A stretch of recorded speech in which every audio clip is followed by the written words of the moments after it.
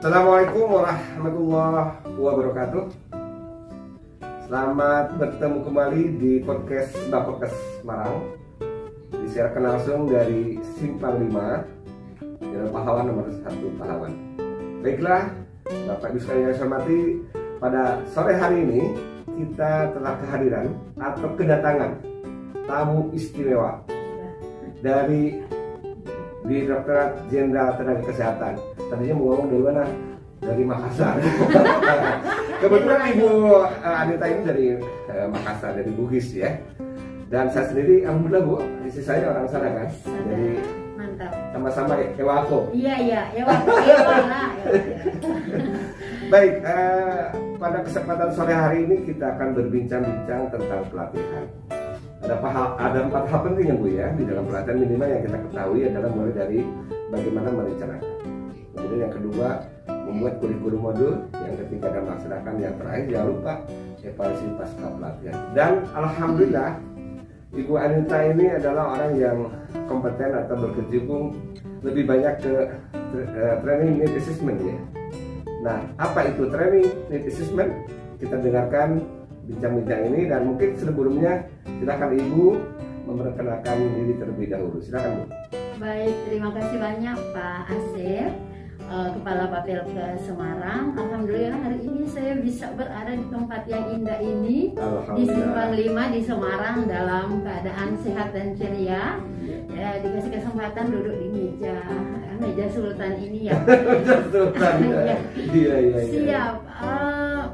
Kebetulan ya saya sudah disebutkan tadi, Anita Basuki dari Direktorat Peningkatan Mutu Tenaga Kesehatan, Direktorat Jenderal Tenaga Kesehatan, Kementerian Kesehatan.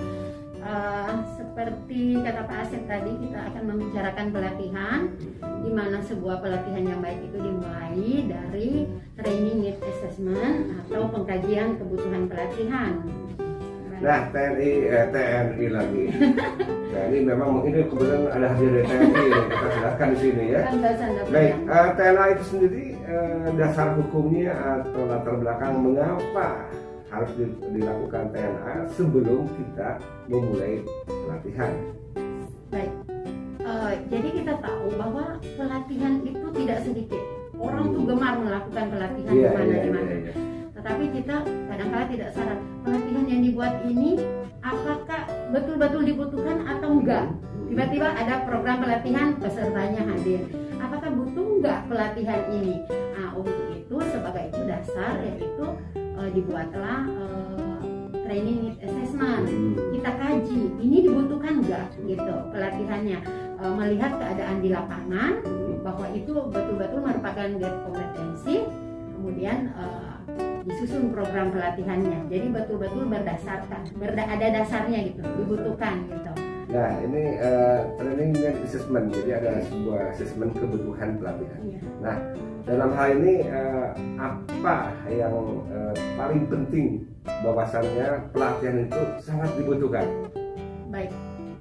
Kita tahu bahwa kita bicara sebagai pegawai negeri sipil sekarang, kita mengemban amanat Undang-Undang Nomor 5 Tahun 2014 tentang ASN, kemudian Peraturan Pemerintah Nomor 11 Tahun 2017 tentang manajemen PNS, di mana setiap PNS itu diberi kesempatan berpeluang untuk meningkatkan kompetensinya minimal 20 JP per tahun. Nah, peningkatan kompetensi itu melalui apa saja Bu? Peningkatan kompetensi itu kita bisa dapatkan bukan cuma dengan pelatihan.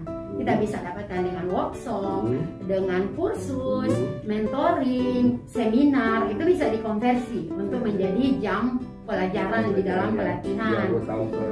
20 jam per tahun per ya? Tahun minimal gitu, minimal. Saking semangatnya dikembali 20 tahun per jam. Dan di masa sekarang ini sesudah hikmah dari COVID itu, pelatihan itu nggak mesti klasikal, bisa dengan daring, non klasikal. Untuk menentukan mungkin dibutuhkan klasikal atau daring itu bagaimana untuk membedakan? Kalau dia apa saja bisa, misalnya pelatihan tergantung kondisi. Apakah kita merencanakan bahwa ini akan dibikin klasikal, tetapi sekarang kita tahu pemerintah lebih mengarahkan itu minimal blended, gitu, digabung klasikal dan daring gitu. kecuali metodenya kalau melakukan metode.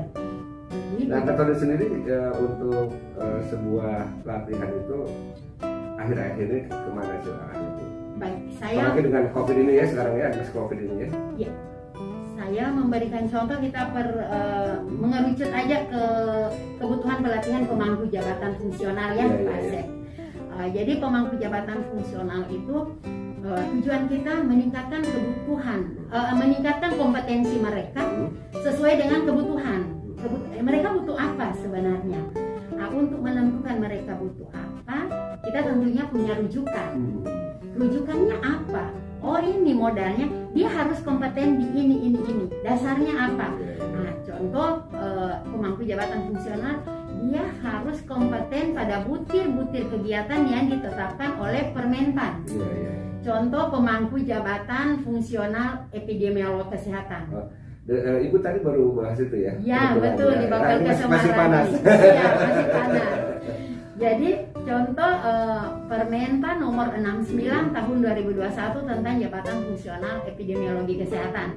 Di situ tertulis semua butir kegiatan yang harus dikerjakan oleh pemangku jabatan fungsional tersebut berdasarkan jenjang jabatannya. Misalnya keterampilan, ada terampil, mahir, penyelia. Kemudian keahlian, ada ahli pertama, ahli muda, ahli madya, ahli utama. Kemudian ini proses TNA ya Pak. Kita sudah menghimpun, kita punya rujukan. Ini kita pakai Permenpan aja. Semua harus berdasarkan rujukan ada atau peraturan atau regulasi ya. Dia kompeten di apa, bukan mau kita. Oh, kamu harus bisa melakukan itu. Sejauh ini Bu, yang sudah di TNA atau diri TNA itu udah berapa banyak Bu? Alhamdulillah dari 2021 kita sudah melakukan TNA khusus untuk jabatan fungsional. Sudah ada terapis gigi dan mulut, jabatan fungsional perawat, bidan, apoteker. Sekarang lagi jalan epidemiologi kesehatan dan promosi kesehatan. Yang kebetulan secara bertahap juga sudah langsung disusun kurikulum modulnya ya.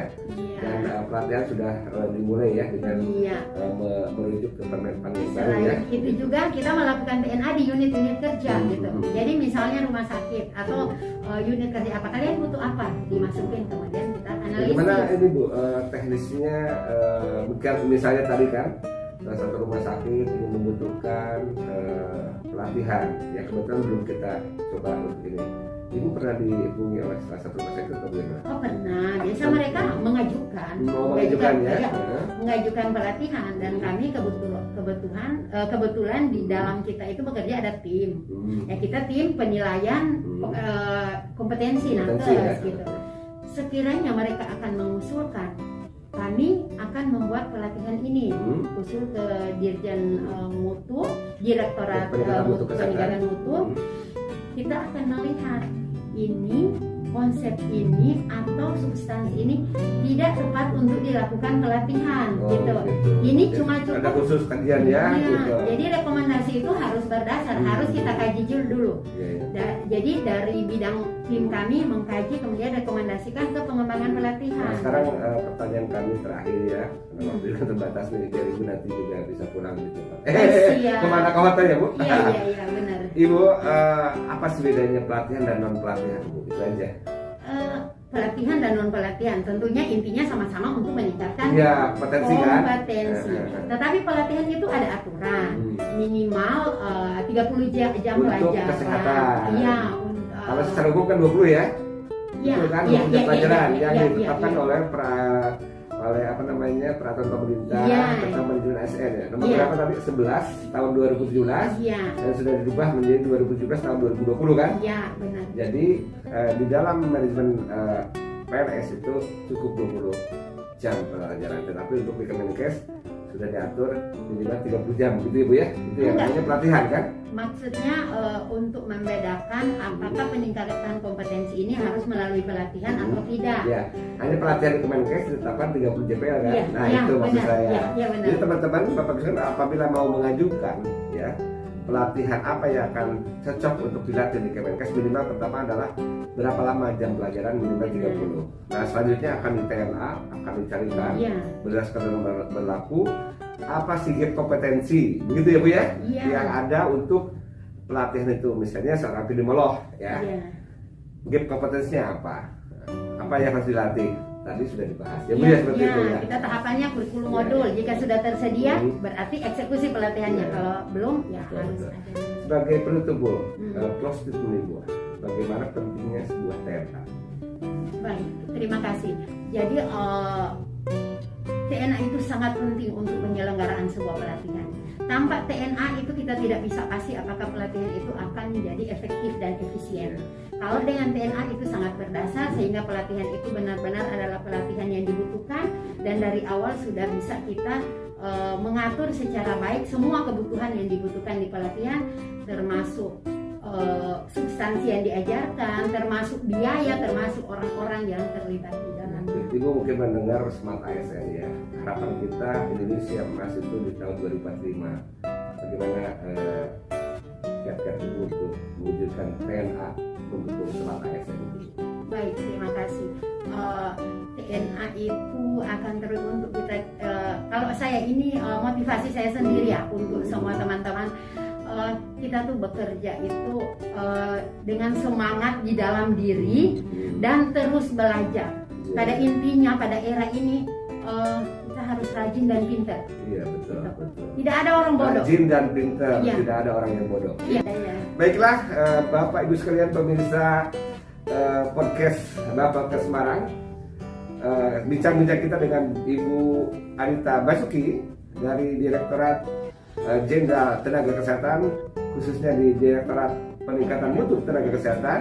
Mudah-mudahan kita dapat berjumpa kembali dan mengundang beliau untuk bincang-bincang terkait dengan TNA dan lain-lain.